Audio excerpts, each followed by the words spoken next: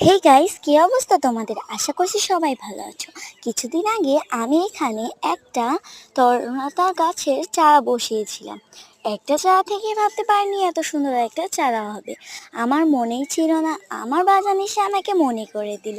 তারপর আমি নিয়ে আসলাম ওখান থেকে। এরপরে আমি আমার ছাদ বাগানে আসলাম। আমি ছাদ বাগানে এসে তো অনেক অবাক, কারণ আমি আজকে সকালে পানি দিতে না আসায় এত সুন্দর একটা ফুল ফুটে আমি ভাবতে পারিনি।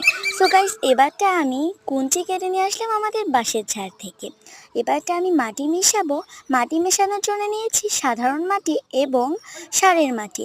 সারের মাটি দিলে অনেক ভালো হয়, কিন্তু আমাদের এখানে সারের মাটি আর সাধারণ মাটি ছাড়া আর কোনো মাটিই নেই, কারণ আমাদের এখানে সারের দোকান অনেক দূরে।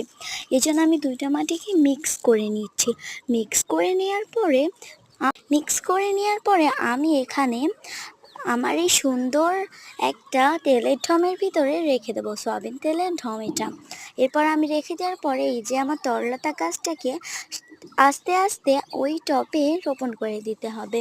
এবারটা লাগিয়ে দিয়ে আমি একটু পানি দিলাম। এবারটা করব আসল কাজ।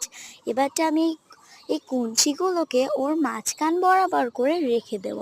সো গাইস, আমি মাঝখান বরাবর করে তোমরা আমার ভিডিওকে লাইক, কমেন্ট এবং সাবস্ক্রাইব করতে থাকো। এবারটা দেখতে পারছো তো, এখানে আমি ঠিক চারটা মতো এরম কুঞ্চি গেঁথে দিয়েছি। তোমরা চাইলে আমার পদ্ধতি অবলম্বন করতে পারো। এই তো আমার এবারটা সব কিছু রেডি হয়ে গেছে।